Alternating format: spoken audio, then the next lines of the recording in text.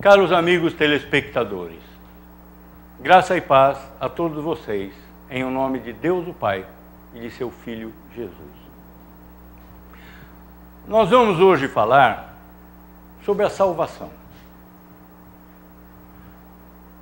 Particularmente sobre o plano eterno de Deus. O que é o plano eterno de Deus? Deus é o ser supremo, Deus é onipotente, onisciente, Ele conhece todas as coisas. Ele é eterno, Ele vive na eternidade, o tempo não existe na eternidade de Deus. Então, todas as coisas que acontecem existem previamente na mente de Deus, porque Ele é onisciente. E foram, justamente por esse fato, determinadas por Deus para que aconteçam num determinado momento de tempo. Vejamos o que nos diz o salmista. Salmo 65, verso 4. Bem-aventurado aquele a quem escolhes e aproximas de ti, para que assista nos teus átrios. Ficaremos satisfeitos com a bondade de tua casa, o teu santo templo. Então, já no Velho Testamento, o salmista nos diz o quê? Bem-aventurado aquele a quem escolhes. Ele está aqui nos deixando claro que as escolhas do mundo são feitas por Deus, não são feitas pelo homem. Dessa forma, nós vivemos pela soberania de Deus, pela vontade de Deus, pela determinação de Deus. Nenhum homem conquista perante Deus méritos, para o que quer que seja. Nenhum homem, após a queda de Adão, tem em si justiça própria, vontade que determine ele a fazer o bem. Nós só temos uma oportunidade de salvação, que é em Jesus Cristo. Deus é perfeito e exige perfeição antes da salvação. Caso contrário, ele deixaria de ser justo, ele deixaria de ser santo, ele deixaria de ser perfeito. E onde está essa perfeição antes do processo da salvação? Ou depois do processo da salvação? Onde está essa perfeição no homem? Ela não existe. A perfeição exigida por Deus existe em um único ser em todo o universo, que é Jesus Cristo, o Verbo de Deus encarnado. Então, vamos fazer uma comparação. Um bebê escolheu seus pais? Um bebê que nasce, escolheu o local onde ele vai nascer? Escolheu a hora na qual ele vai nascer? Escolheu o seu nome? Escolheu o seu sexo? Muitos bebês nascem na Somália, em países miseráveis, no meio de guerras. Ele não escolheu nada disso. Outros nascem em berço de ouro. Ele não fez nada de si mesmo para merecer isso. Nem o outro que nasceu no meio da desgraça e da miséria, nem esse que nasceu no berço de ouro. Nenhum bebê teve essa capacidade de escolher alguma coisa que viesse a se realizar ao longo de sua vida. Agora, nós aceitamos, porque somos obrigados a aceitar pelas evidências, essa determinação no nascimento de uma criança. Mas o homem não aceita essa determinação no seu nascimento espiritual. O nascimento espiritual é algo extremamente mais real e mais sério do que o nascimento físico. Todos aqueles que serão salvos por Deus em Cristo, terão que passar por um novo nascimento. Jesus Cristo diz a Nicodemos: se você não nascer de novo, você não vai ver o reino de Deus. Quem não nascer da água e do Espírito não verá o reino de Deus. O Novo Testamento nos fala claramente do novo homem e do velho homem. O velho homem que nasceu no pecado de Adão, o novo homem que se renova em Cristo. Então, da mesma forma como todas as pessoas nasceram fisicamente, aqueles que são chamados por Deus vão nascer novamente da água e o Espírito. A água e o Espírito são palavras sinônimas. Ambas se referem ao Espírito de Deus, ao Espírito Santo, que é o autor do novo nascimento. Vejamos o que nos diz o apóstolo João. João, capítulo 1, versos 12 e 13. Mas a todos quantos o receberam, deu-lhes o poder de serem feitos filhos de Deus, a saber, aos que creem no seu nome, os quais não nasceram do sangue, nem da vontade da carne, nem da vontade do homem, mas de Deus. Mais claro do que isso, é muito difícil. O apóstolo João está nos dizendo que aqueles que recebem a Cristo não nasceram da vontade do homem, não nasceram da carne, ou seja, não é o nascimento físico que vai levar a isso, não nasceram do sangue, o sangue significa aqui a vontade do homem, mas de Deus. Eles são nascidos de Deus.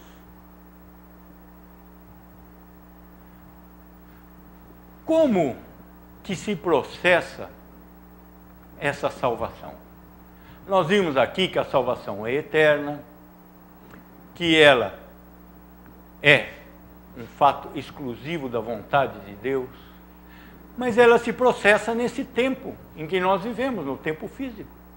Porque o homem é um ser criado. Todos os seres e coisas criadas vivem num determinado momento de tempo, onde ele nasce e morre. Então, nós vamos ver hoje como é transmitida essa determinação divina ao homem ao longo do tempo.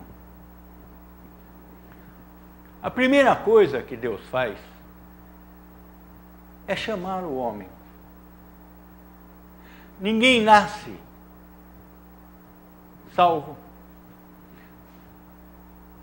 A inocência infantil é um mito que não tem justificativa bíblica. Todos nascemos com o pecado original.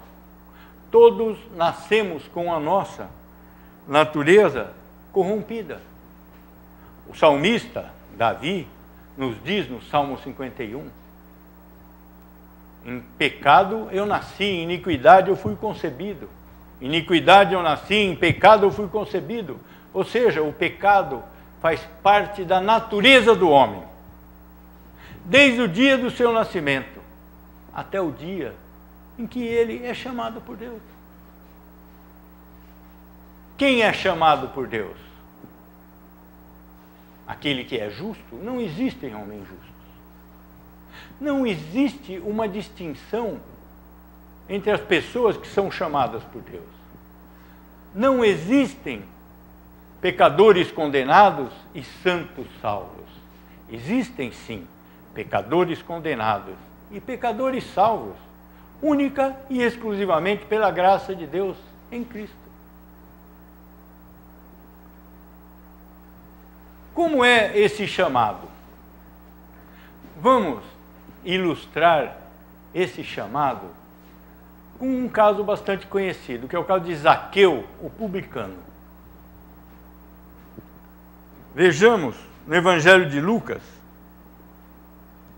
capítulo 19, versos 1 a 3. Entrando em Jericó, atravessava Jesus a cidade.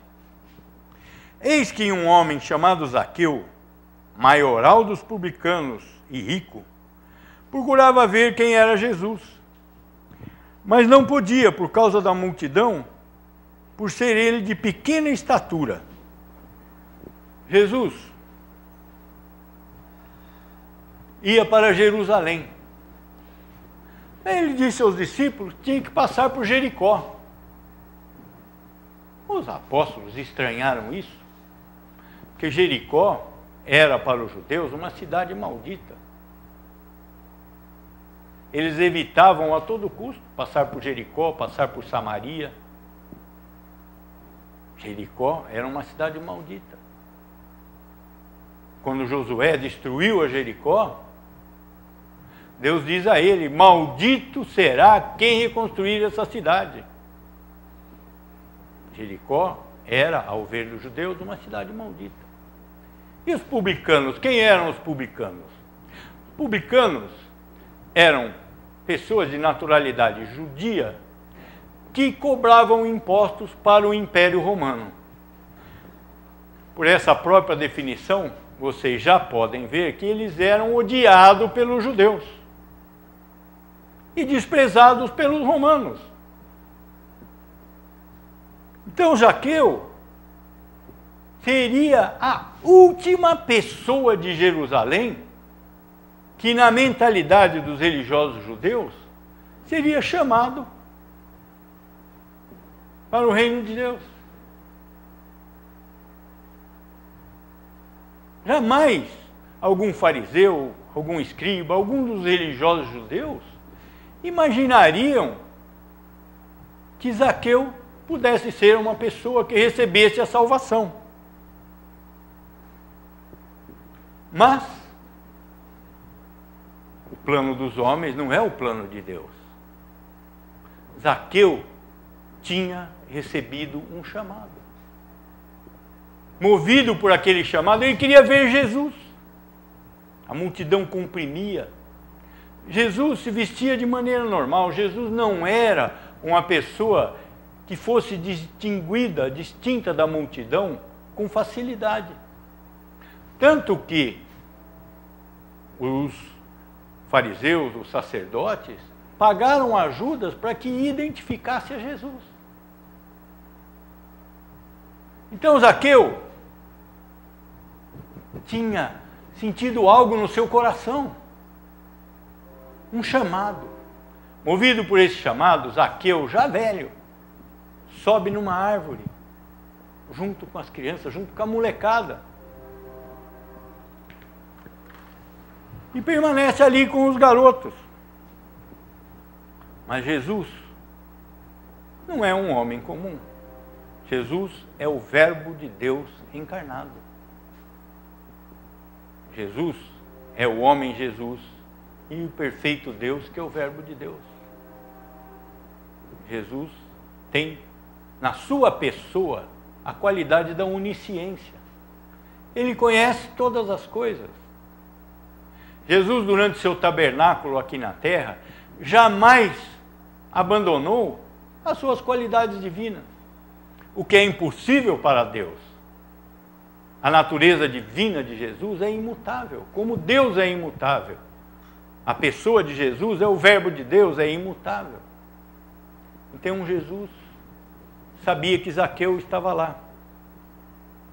E quando Jesus chega perto, ele olha para Zaqueu e fala para ele.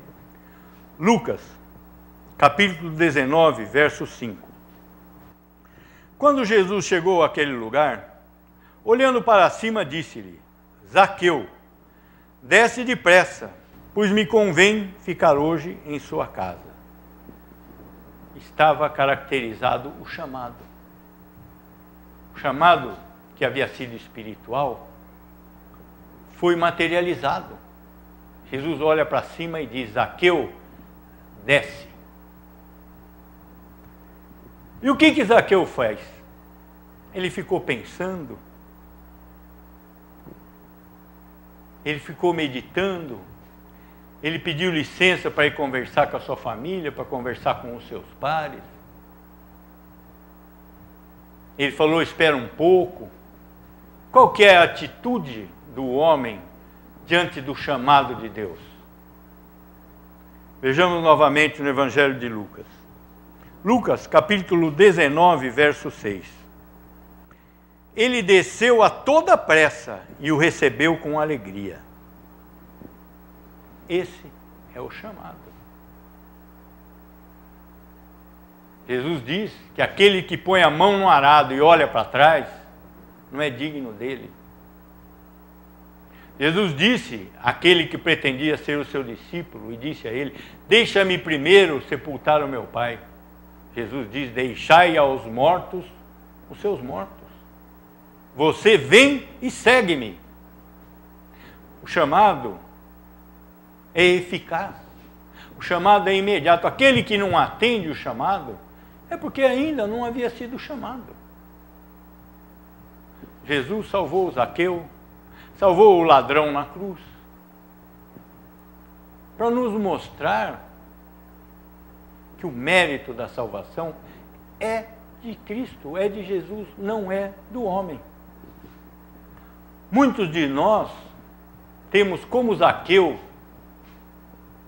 subido na árvore da nossa justiça, subido na árvore dos nossos méritos, e lá estamos cheios de vaidade, cheios de orgulho, agradando o nosso ego, agradando a nossa vaidade, esquecendo de Deus. Mas esse é o homem natural.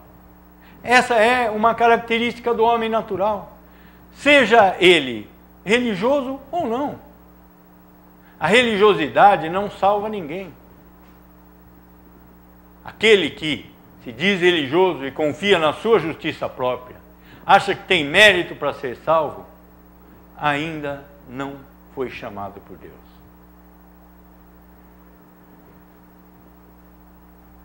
O chamado de Deus é uma ordem, é eficaz. Por quê? Zaqueu não desceu simplesmente com Jesus. Ele abriu as suas portas, ele restituiu o que havia roubado, ele deu aos pobres.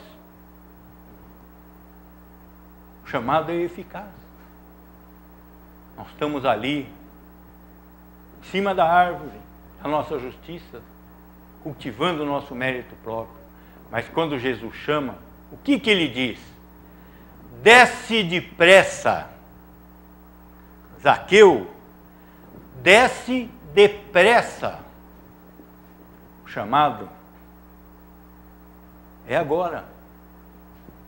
E o chamado não é para aquele que tem mérito. O chamado é para aquele que Deus escolheu. Vejamos novamente, mais uma vez, no Evangelho de Lucas. Jesus está finalizando esse episódio de Zaqueu, dizendo o porquê de todas essas coisas. Lucas, capítulo 19, verso 10. Porque o Filho do Homem veio buscar e salvar o perdido. Jesus disse ao longo de todo o seu ministério que ele havia vindo para salvar aqueles que estavam perdidos. Quando Jesus diz aos fariseus, os justos não precisam ser salvos, ele está usando de uma grande dose de ironia. O que ele quer dizer, na verdade? Que aqueles que se creem justos não serão salvos. O filósofo Blaise Pascal diz o seguinte: existem dois tipos de homem no mundo. Os pecadores que se dizem justos e os justos que se confessam pecadores. Jesus vai muito mais além nesse aspecto. Quando ele conta a parábola do pai que tinha 2 filhos. Então o pai num determinado dia de safra, de colheita, estava em dificuldade, porque os trabalhadores haviam faltado e ele precisava de ajuda. Então ele disse aos seus filhos: eu preciso que vocês me ajudem hoje na vinha. Daí o filho mais velho disse: eu vou. E não foi. O filho mais novo disse: eu não vou. Mas depois, arrependido, foi. E Jesus então pergunta aos fariseus, a quem ele estava dizendo aquela parábola: qual dos dois filhos agradou o pai? Eles foram responder: como? Logicamente, foi o segundo filho. Nessa parábola, o primeiro filho refere-se claramente ao povo judeu, que recusou a Jesus. O filho mais novo refere-se aos cristãos que vieram depois do Novo Testamento, que aceitaram a Cristo. E os judeus perceberam claramente que Jesus havia proferido aquela parábola com relação a eles. Por isso, eles procuravam matar a Jesus. E no final dessa parábola, Jesus diz aos fariseus palavras duríssimas, que são as seguintes: publicanos e prostitutas vos precedem no reino de Deus. Esse é o destino dos falsos religiosos. No dia do juízo final, verem as prostitutas, os pecadores, os publicanos entrando no reino dos céus. E eles dizendo: Senhor, Senhor, em teu nome fizemos milagres. Em teu nome fizemos muitas coisas. E Jesus diz a eles: apartai-vos de mim, malditos, para o fogo do inferno. Por que isso? O que eles estão apresentando a Jesus na sua justificação? Em seu nome, tudo bem, mas o que vem depois? Fizemos isso. Nós fizemos. Eu fiz. Eu sou. O eu mata o homem. O eu mata o homem. Nós não temos que apresentar nada perante Deus da nossa justiça. Ah, eu fiz, nós fizemos. Não. Cristo fez. Jesus fez por mim. Quando Jesus morre na cruz, um momento antes, ele diz: está consumado, está liquidado. O cristianismo não diz respeito a algo que acontece hoje dentro do crente. O cristianismo não diz respeito ao novo nascimento, apesar de que a pessoa tem que passar por esse novo nascimento. O cristianismo diz respeito a algo que foi feito há 2000 anos atrás. Se eu quiser apresentar a Cristo, que em nome dele, em nome de Deus, em nome de quem quer que seja, eu fiz isso, nós fizemos aquilo, estamos liquidados. Na frente de Deus, na frente de Cristo, nós temos que dizer apenas uma coisa: Senhor, nada tenho de mim, nada tenho em mim a te oferecer. Entre mim e ti eu interponho a justiça perfeita de Cristo. Isso é salvação. Esse é o chamado. O chamado leva a uma coisa que se chama justificação. Deus perdoa uma pessoa por um ato jurídico da parte dele, que se chama justificação. Esse ato é feito, possibilitado pela redenção adquirida por Jesus Cristo. Vejamos o que nos diz o apóstolo Paulo. Romanos, capítulo 3, versos 23 e 24. Pois todos pecaram e carecem da glória de Deus, sendo justificados gratuitamente por sua graça, mediante a redenção que há em Cristo Jesus. Mais claro do que isso, meus amigos, é o que eu sempre digo: é muito difícil. Todos pecaram, acabou. Nem todas as vezes que essa palavra todos aparece na Bíblia, se refere à humanidade como um todo. Mas nesse caso, todos pecaram é referente a toda a humanidade. Porque na queda de Adão, todos caíram. Se você negar a queda e os efeitos catastróficos da queda, então negue toda a Escritura. Negue todo o cristianismo. Porque a queda é uma doutrina fundamental e básica do cristianismo. Pela queda, todos caíram. Se não houvesse a queda e os efeitos catastróficos da queda, não haveria a necessidade da encarnação, não haveria a necessidade de Cristo. Se um homem sequer em toda a humanidade fosse realmente santo, para que Cristo? Cristo só veio porque todos pecaram e carecem da glória de Deus, sendo justificados gratuitamente por sua graça, mediante a redenção que há em Cristo Jesus. Então, gratuitamente pode ser traduzida como sem causa. O que acontece então, meus amigos? Nós temos que depositar toda a nossa confiança, toda a nossa esperança em Cristo. Quem espera em si mesmo vai cair. Quem espera em Cristo vai ficar de pé. Cuidai, pois, de como andais, para que não caiais. No Velho Testamento está escrito que Deus coloca o ímpio em lugares escorregadios.